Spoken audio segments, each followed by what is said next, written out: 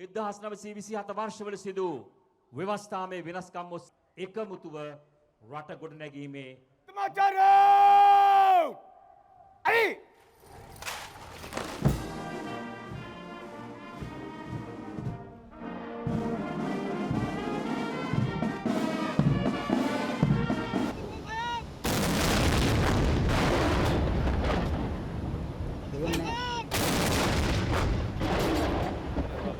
ගෞරවයෙන් යුතුව සිහිපත් කර සිටිනවා ගජපා රෙජිමේන්තු කණ්ඩේ රෙජිමේන්තු සැරෙන් මේජර් බලලත් නිලධාරියෙක්